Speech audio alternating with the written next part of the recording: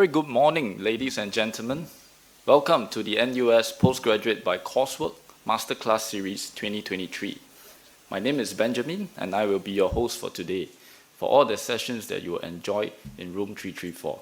Now, before we commence the session, a gentle reminder to turn your mobile devices to silent, just to ensure a better listening experience for everyone.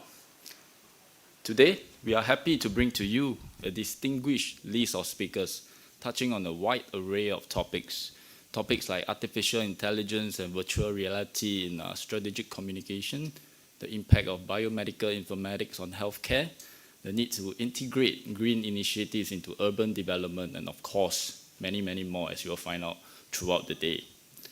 To kick things off, we have the honor to welcome Dr. Suvichit Chaidarun, or most will love to refer to him as Dr. Sean, Senior Lecturer from the Department of Communications and New Media, NUS Faculty of Arts and Social Sciences. Dr. Sean holds a PhD in Corporate and Organization Communication and also serves as Program Director for the Master of Social Sciences Communication Program. In the next hour, he will touch on the topic of how AI, AR, VR, and other emerging technologies are transforming strategic communication in today's world.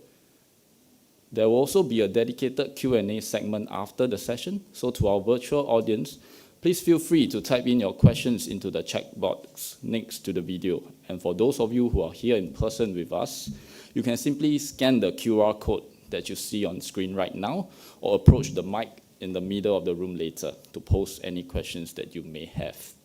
Now, enough from me. Without further ado, please help me to welcome Dr. Sean to stage. Dr. Sean, please. Thank you very much, and a very good morning to everyone here in the room at Suntech, and welcome and good morning to everyone who is listening from Zoom or maybe whatever online platform you are watching this presentation from. I'm Sean Chaidarun. You can probably tell from the name that I'm not Singaporean, I'm Thai, but I have lived in Singapore for several years already. Now, 25 years back, this old uncle started his PhD in the US, getting a scholarship from Thailand, but the scholarship was from America, the Fulbright Scholarship, to study communication, particularly organizational communication in America, because this uncle hoped to be a communication specialist in the organization, leading the team, the group, to do well in that task. Little did he know that after he graduated, all communications are very important for organizations, and in the end, it's not just the internal communication that he has to deal with. It's actually so many other types of communications that the organizations will have to manage with internal and external stakeholders. So that being said, let me just survey the perhaps career prospect that people here in this room and perhaps people from online as well, to scan the QR code and let me know what are some of the communication jobs that you are interested in. Or perhaps if it's not communication job, you can click, I think I have one called Others on the list that you can click to. If you bring up your phone and scan the QR code that you see on the screen, you see the functions there. Okay. There are so many interests in data communication, and yes, we will touch on a little bit about data here this morning in the next 35 minutes or so, that I will share some of the wisdom about what we can do to prepare ourselves for the future career in communication, especially in the disruptive world that we are facing right now with the advancement of technologies. Thanks for the 33 responses that come in here. Once again, this morning, I'm going to start off by sharing with you a little bit about the disruption in the communication career.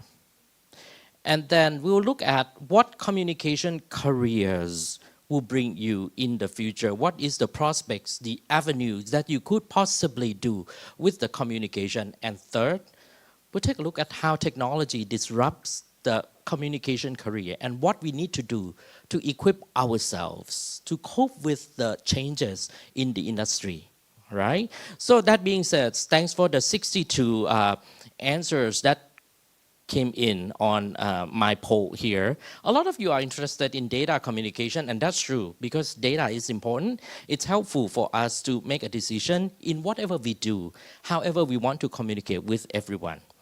Okay, that being said, as I introduced myself, I started off with the passion to study organizational and corporate communication. And my initial intention was to be a communication specialist leading the team within the organization to do well. But when I started my job 25 years ago, little that I know that, yeah, it's not just within the organization. You have to deal with the community. You have to deal with consumers. You have to deal with the regulators. And even I, as the instructor right now, right, I have to communicate with the parents from time to time of the kids who send their kids to school, right? So internal and external stakeholders are very important, and that's why we move from the term advertising and public relations to strategic communication these days, all right?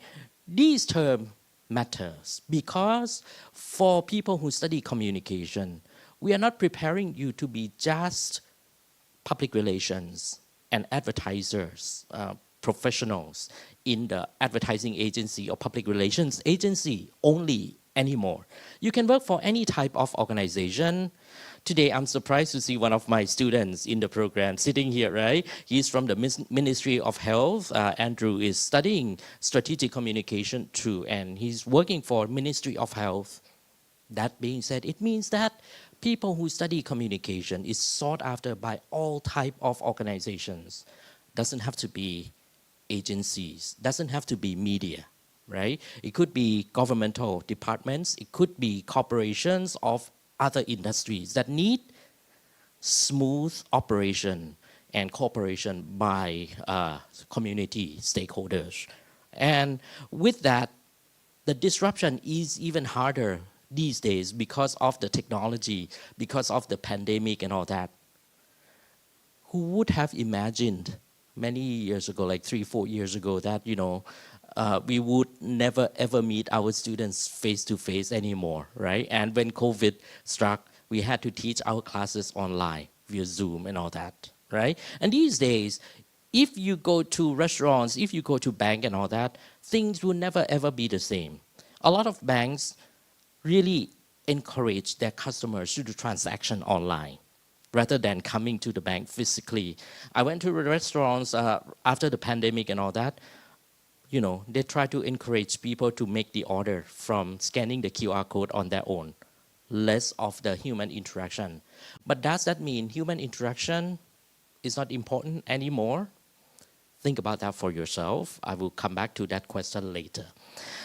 So that being said, I just want to highlight real quick that in strategic communication, right, traditionally speaking,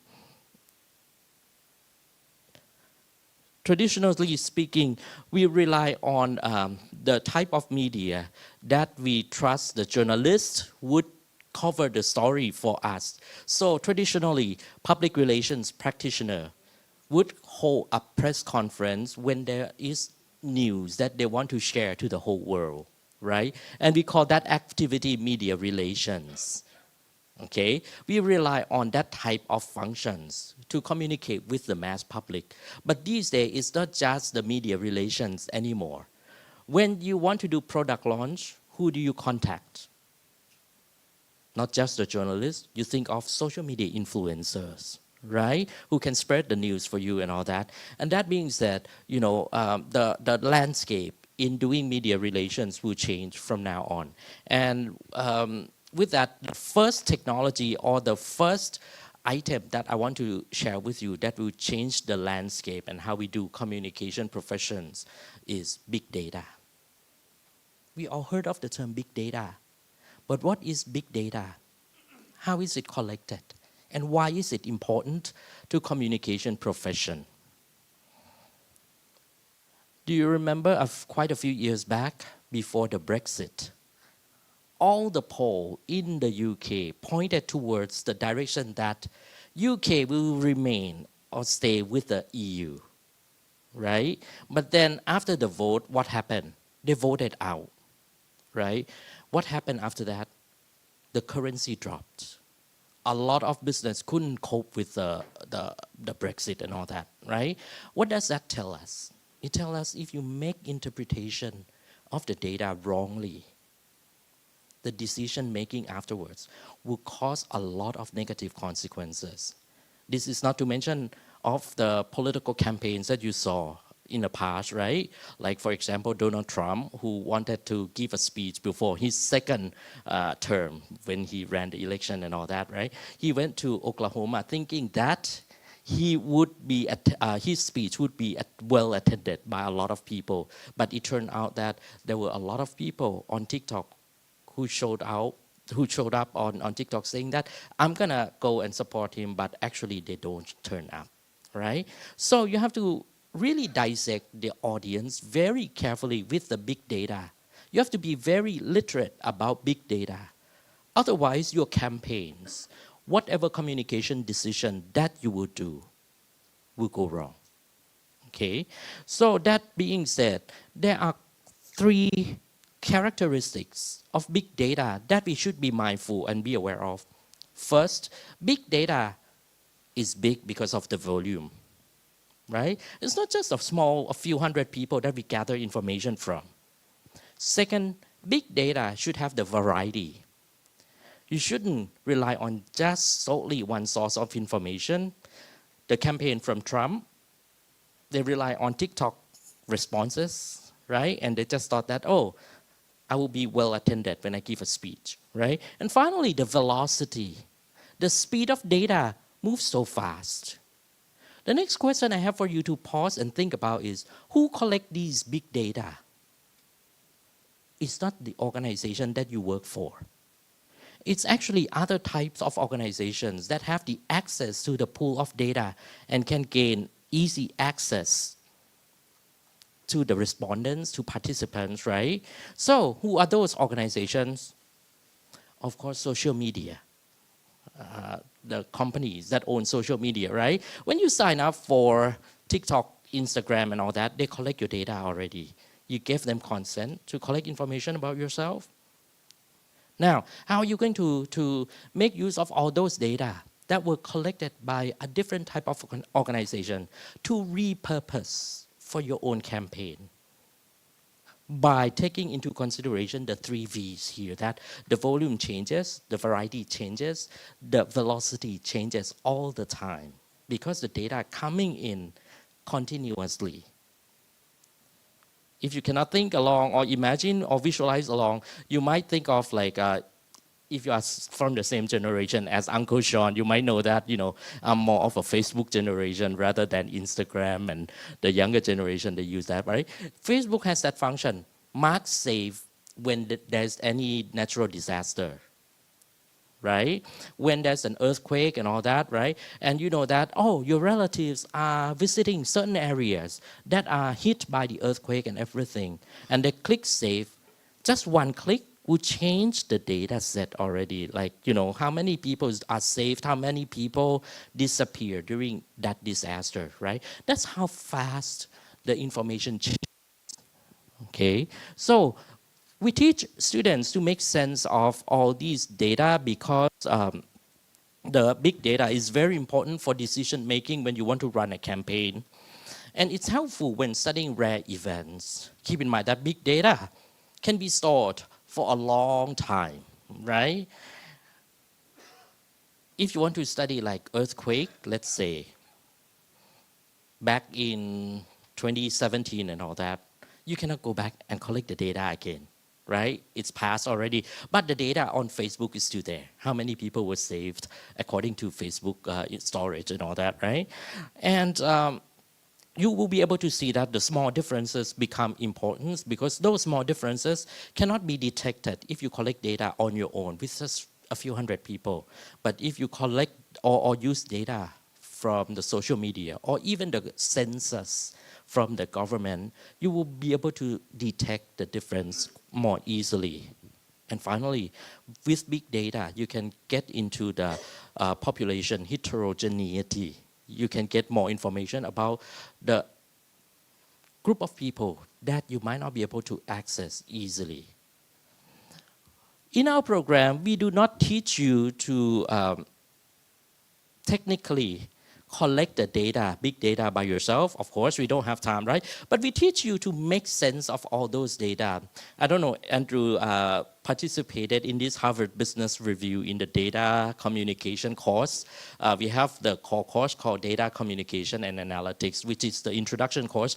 Everyone will have to study, right? We use the data set that Harvard Business Simulation provided, and the students will have to learn to make sense. So the key term here is you need to equip yourself with the skill to make sense of all these big data and think about what are some of the things that we need to take into consideration when we have to make a decision about big data for our communication courses, our messages that we want to send to the whole world, right? So that's the very big, quick snapshot about big data that I want to highlight to you.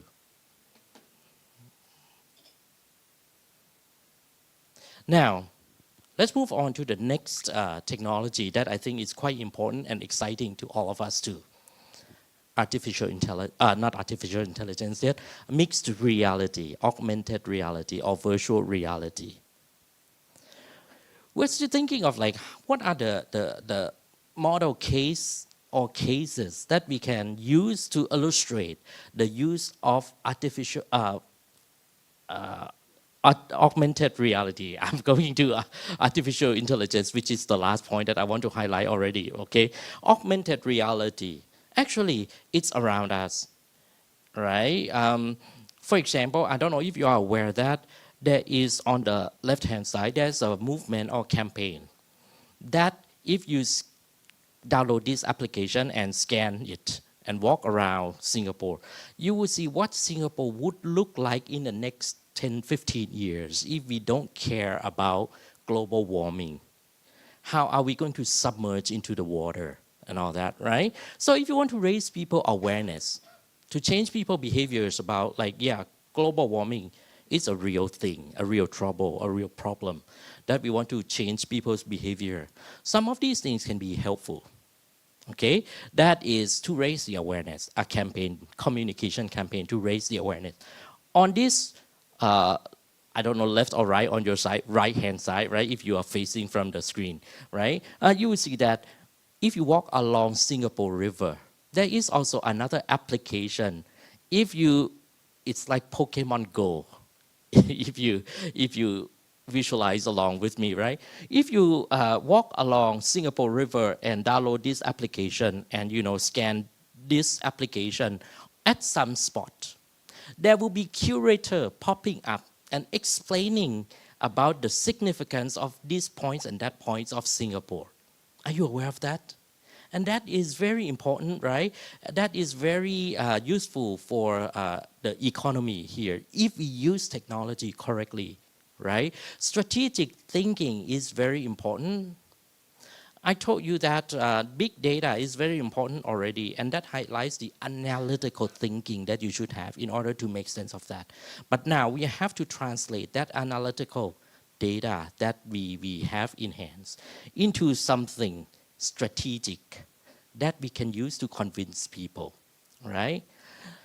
That being said, these days, all those mixed reality even goes another step further. Do you know this guy? Who is he representing? KFC, finger licking good, right? They created this virtual influencer, and they got a lot of positive reactions from the audience. I don't know whether you would probably respond to this virtual influencer, right? That Colonel, who is the icon of KFC and all that, right? Until so many other global brands contacted KFC and said that, hey, KFC, I want to use your virtual influencers to market my products too. All right? So you would think that that is a little bit distant from you, right? But actually it's not. Okay, let me see. Actually, it's not. Um, because in Singapore alone, we also have this kind of virtual influencer. Let me show you this rare. Meet Ray. The forever 25-year-old is one of Asia's top virtual influencers, boasting more than 1 million followers across Instagram and Weibo. Created with CGI and AI technology, Ray is also Singapore's most prominent influencer of her kind. Since debuting in October 2020, Ray has been busy collaborating with big brands that include Audi, Heineken, and Asus. The fashionista has modeled for Moschino, Gucci, and NARS, not to mention rubbed digital shoulders with celebrities. The all-rounder is an advocate for girls and women in STEM and has launched 2 NFT collections so far. Ray was recently revealed to be the brainchild of CapitaLand Investment and is part of a growing population of virtual influencers taking over social media. According to virtualhumans.org, there are more than 200 active virtual influencers today.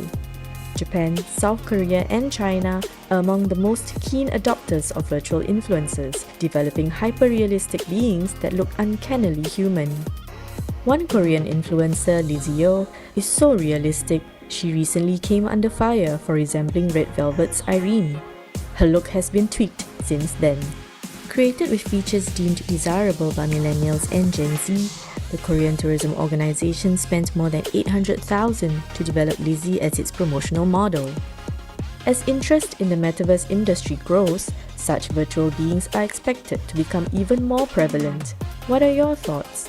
Virtual influencers, yay or nay?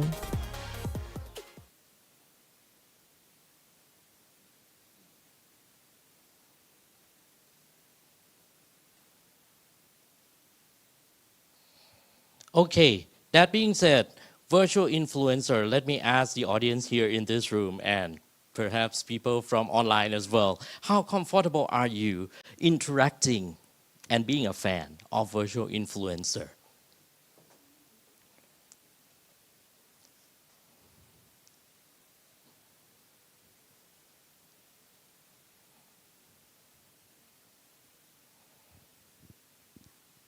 No right, no wrong here. It's just a matter of preference.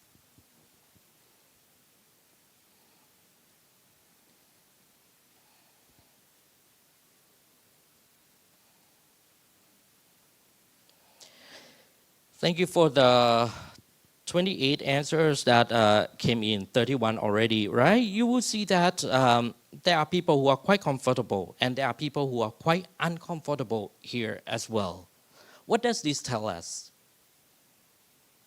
There's still kind of like a split, right? There are people who can accept this new technology. There are still people who are still skeptical about this technology as they are being used in the marketing field and all that.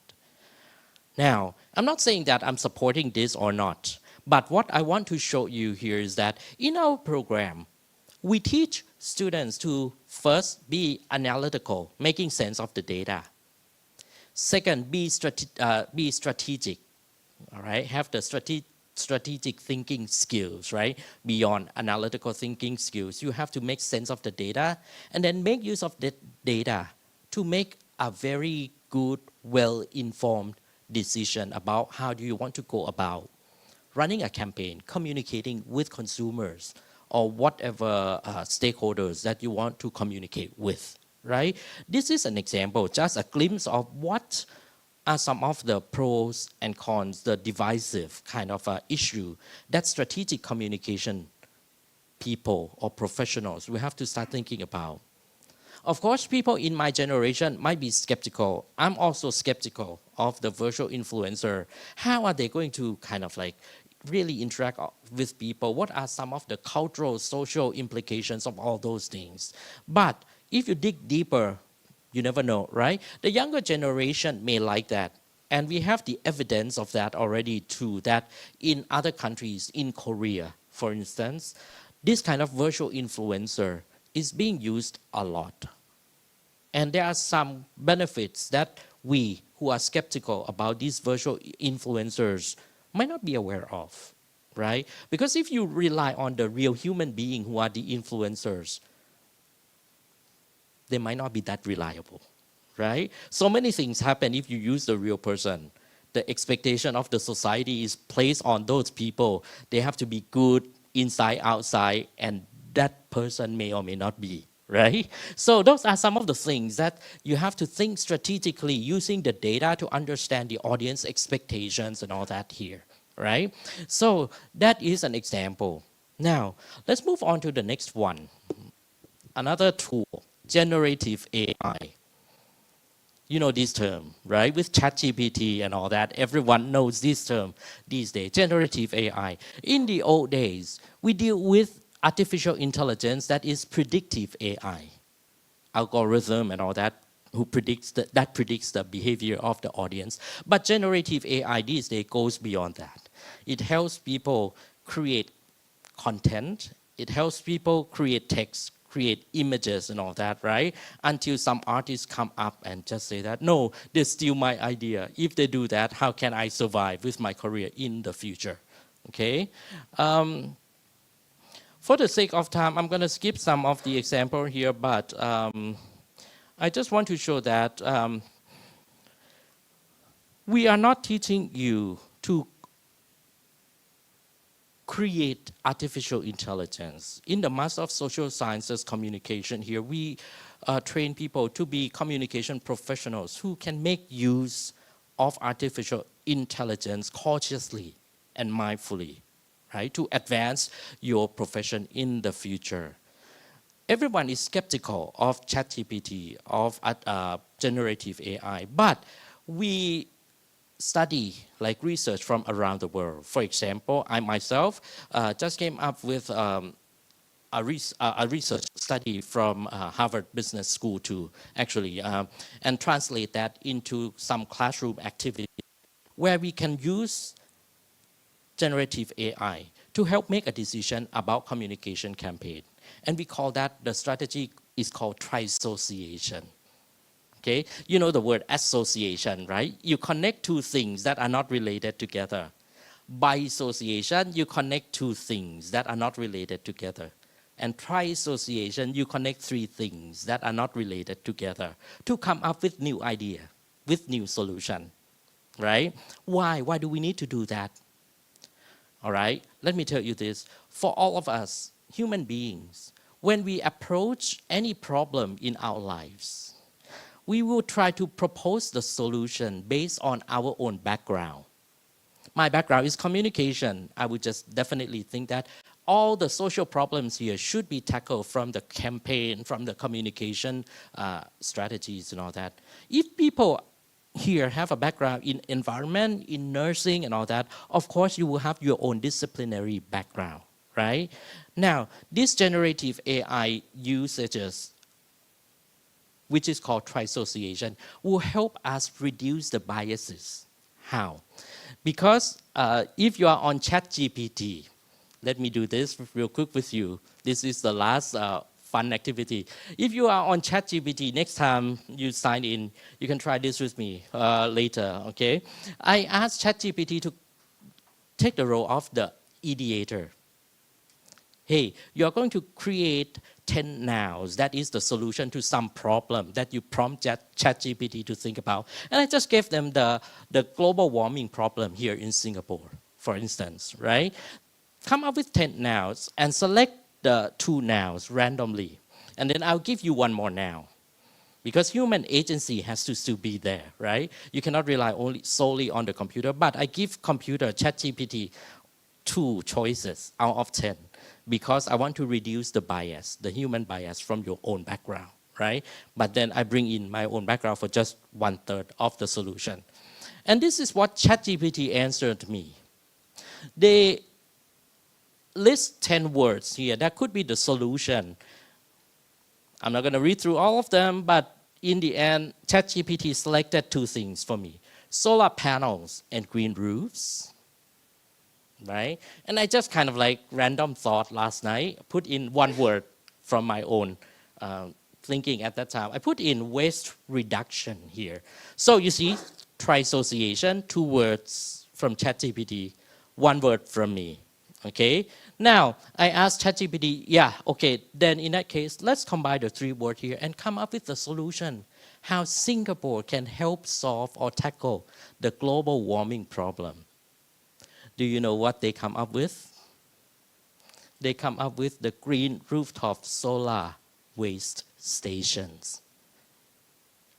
Make a waste stations on the rooftop of the building. Right? That is what ChatGPT generated, and they provided the description for us as well. Am I happy yet with one solution? Of course not. Human being, we are not happy with just one single solution, right?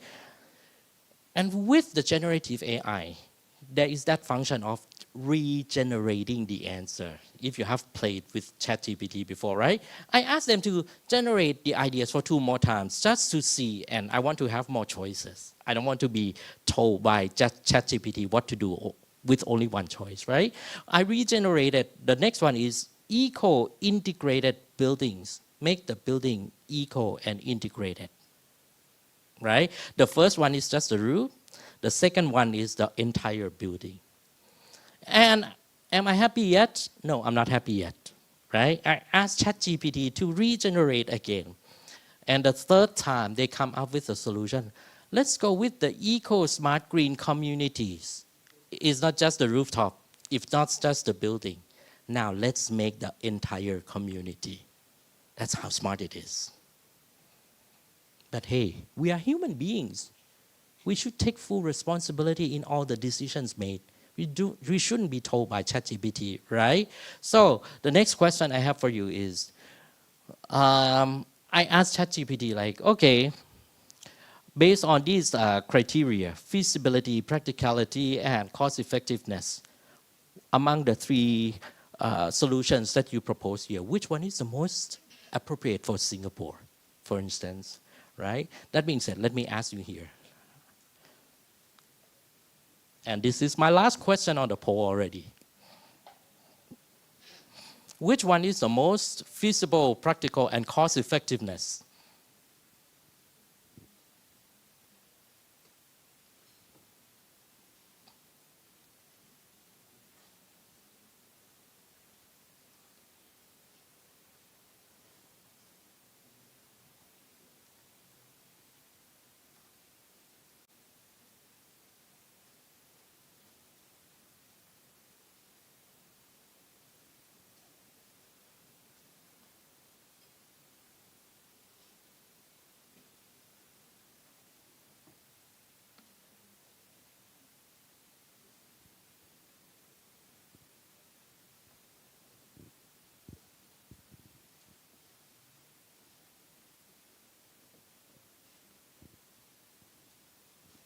Okay, thanks for the 42 answers that came in, all right? A lot of you chose smart green community, make the entire community responsible for global warming together, eco-integrated building and rooftop solar waste stations and all that, right? Now,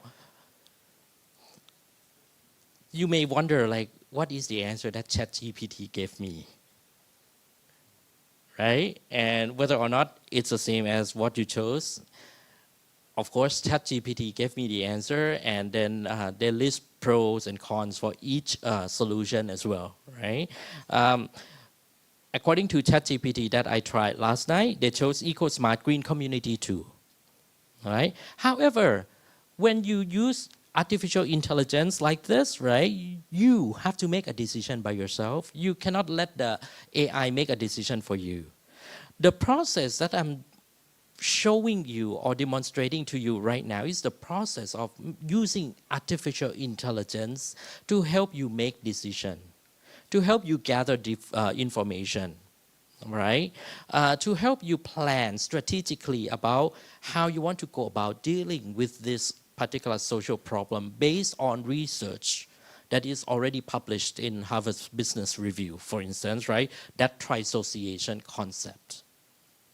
So, as you can see, for communication professionals in the future, right, you have to have these analytical skills to make sense of the data. You have to have strategic thinking skill in order to make use of the technology, the tools that you have here to come up with the most well-informed decision or choice that you can have to solve the real world problem out there, right? So this is the way we teach people to come up with the decision. But what's next?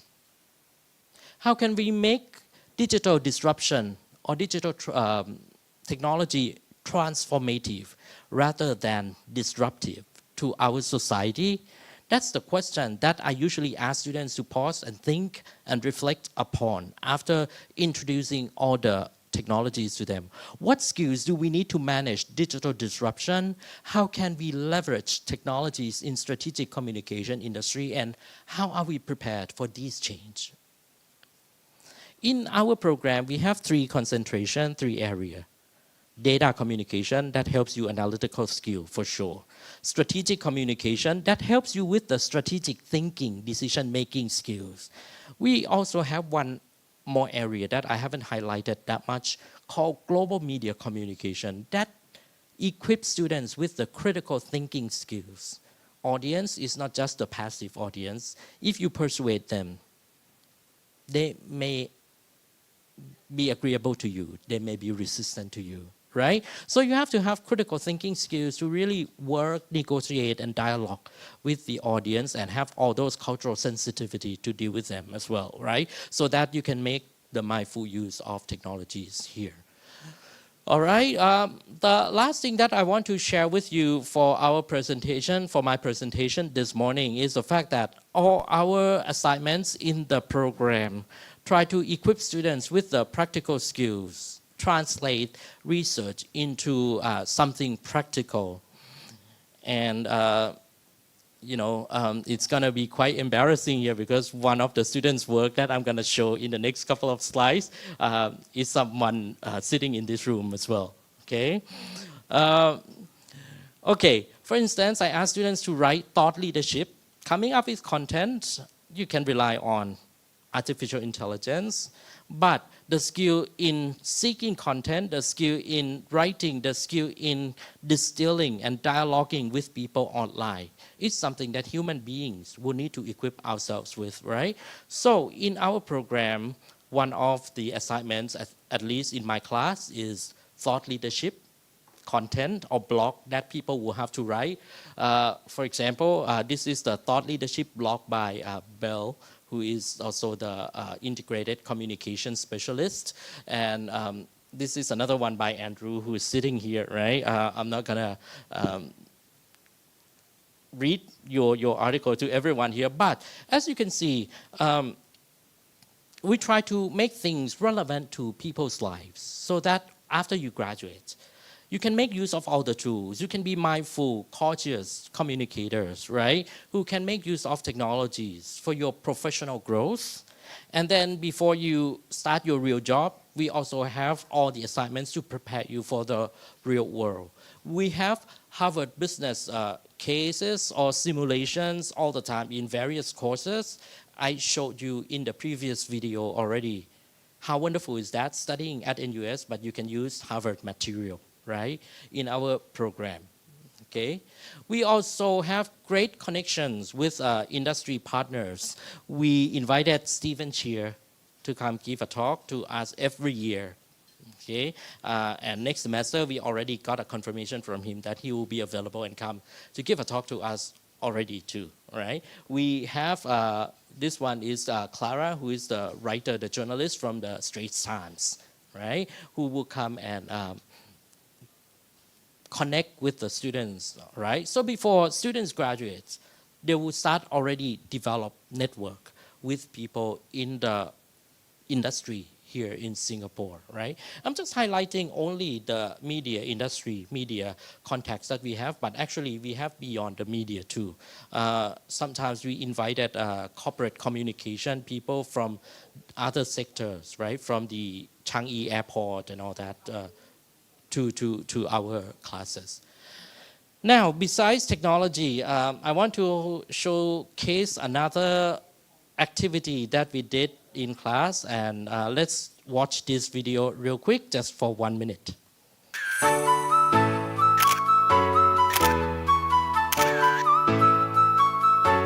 One of the highlights of teaching crisis communication is to see the students in action. Now, let's follow me and see what they are doing. Really excited for the afternoon that we have planned. Excited? I'm excited. I'm excited. Quite excited. Excited. I am slightly nervous. A little bit nervous. Nervous. Nervous. Nervous.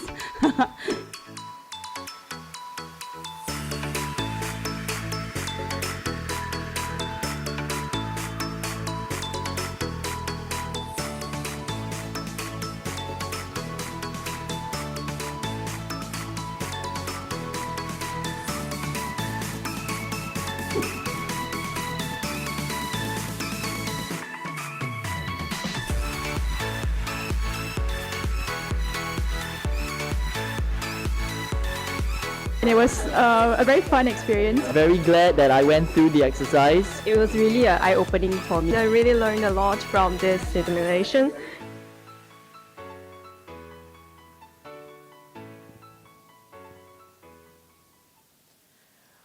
Okay, in this exercise, what I did was we invited journalists, real journalists from a few media outlets here in Singapore to come and ask questions to students, and students will have to role play as if they were public relations practitioners from the organization and answer tough questions from the journalists during the press conference, right? We know that that really happened in real life from at least, you know, the TikTok CEO and stuff like that that you saw in the past, right? That is the core skill that people will have to practice, how to speak in front of the media, how to in front of the camera and the screen and stuff like that. We incorporated that into our program too, so that students will have the real life experience and are equipped with the skill in the safe environment before they go to the industry. And we have site visits. We brought students to Google so that they can network, they can see how artificial intelligence is actually used in the tech company and stuff like that. And we have a good relationship with Google, so Google is our industry partner as well, right? And last but not least, at the end of our program, if students choose to do internship, or if students have work experience already, they might choose to do mentorship with the senior industries people, professionals, right? They can do so during the summer, 3 months time, so that they are well connected with people in the industry and prepare themselves to go into the workforce. So all in all, the program helps you equip with the analytical skills from learning to make sense of the data, strategic thinking skill from all the strategic communication courses to come up with communication messages for various stakeholders, and critical thinking skills from all the global media courses to really make sense and have the cultural sensitivity to all the diverse audience out there in the world these days. We also have professional development courses like this internship, mentorship, and the speakers who will come and connect with the students in the program too. That being said, I would encourage all of you to think and network with us. You might want to join the program, or you might just want to network with us just to catch up, keep up with the trend about communications and new media in the future. But I can guarantee with you that with all the 3 core skills here that I mentioned, analytical, strategic, and then critical thinking skills, that the communication program prepares you. That is the core set of skills that wherever you go, you will be sought after. That brings me to the end of my presentation, and I would be happy to answer any questions that you may have. Thank you so much for your patience coming this morning, and it's Saturday. I hope that you get some ideas how to develop your career further in the communication field.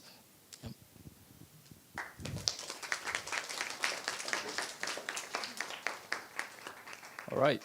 Thank you, Dr. Sean, for offering your time and expertise, in my opinion, the perfect topic to kickstart today's event. So I'm sure the audience have their fair share of questions. Without further delay, let's move on to the Q&A segment, shall we? But before we start to flesh out any questions that were submitted online, perhaps allow me to extend an invitation to those in physical attendance today. Anyone with any questions, feel free to make the short walk to the mic and let us know what you think. Okay, yeah, in that case, let's take a look at the questions that were submitted online.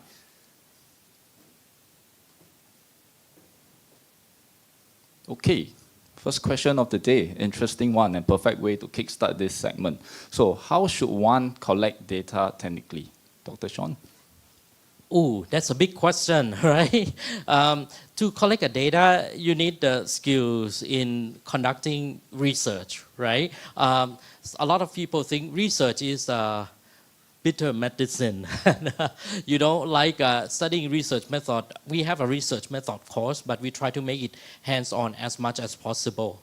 And students will learn to collect data firsthand. Of course, it's a small-scale research, right? So to answer your question here, how one should collect the data, technically, of course, you have to be trained so that when you collect the data, your data are valid and reliable, right?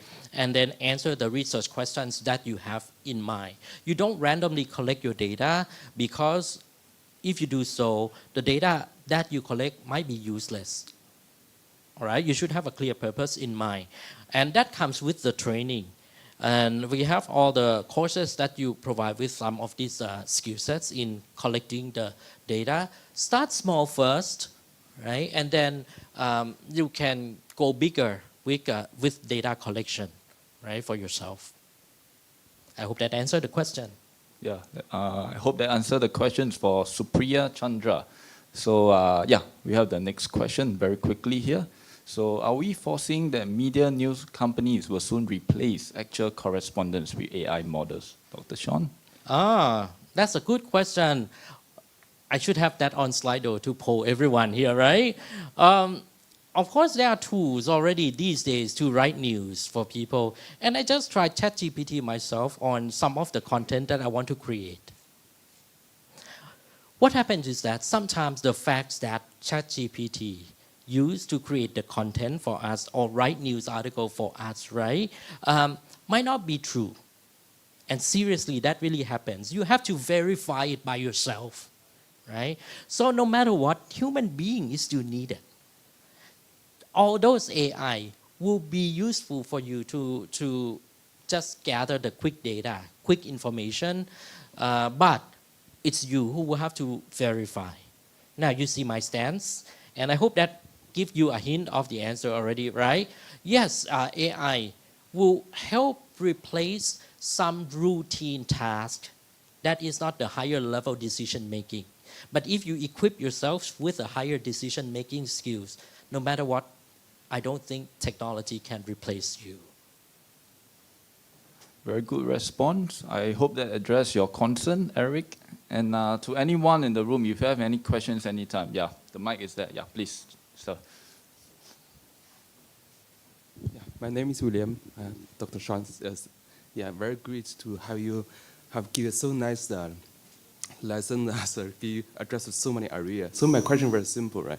So all the industry, they are worrying about their job, they have the job cut because the general AI, because that's they thinking that in the future all things can replaced by AI. So how you can balance that the social stability? Because you see, iPhone the first generation the phone, right?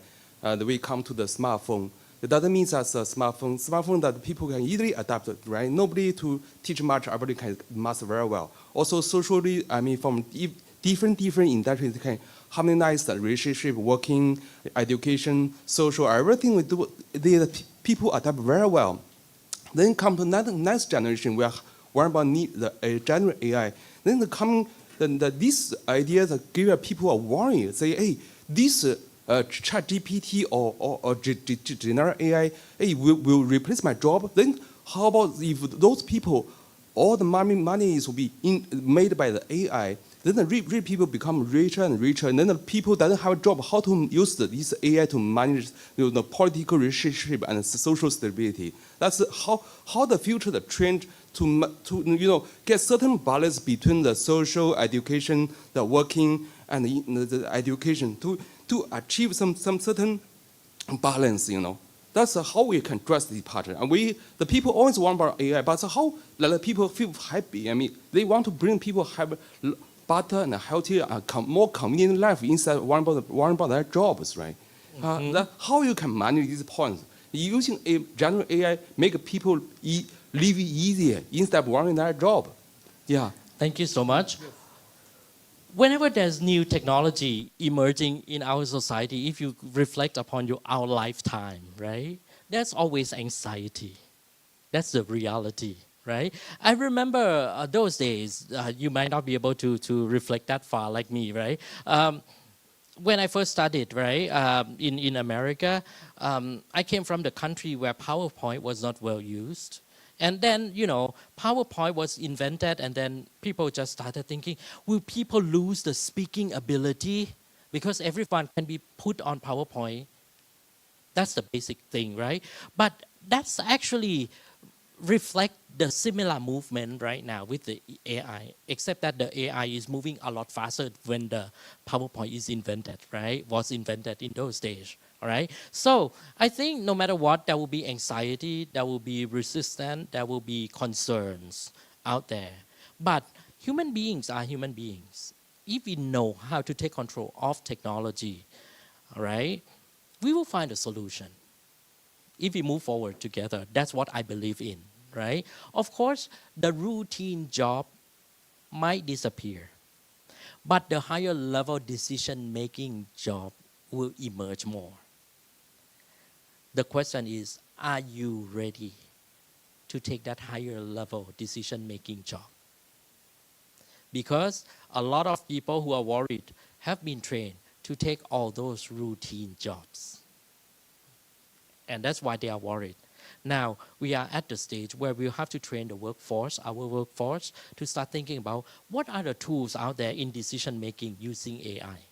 What are the tools out there? What is research, new research out there that tell us how to use AI for problem solving and stuff like that, right? If we equip people with all those skills, all those mindsets, I'm quite confident that there will be a lot more jobs, right? We saw already that prompt engineer and stuff like that is emerging, and prompt engineer needs human interaction communication skills, for instance, right? So I think that should address some of the concern in this short period of time that I have here, right? Equip yourself with a higher level thinking skill. Thank you, Dr. Sean. So we are running a bit tight on schedule, so let's have the last question of the day, shall we? But not to worry, to the physical audience, you can always catch Dr. Sean later in room 331. So here's the last question. From your research or observation, how do people behave differently when communicating via text, verbally online, or face-to-face? Very good question indeed. I never conducted research about that systematically yet, but it's just my personal observation. As we all know, right, people are fast these days, especially Singapore in particular. We move so fast.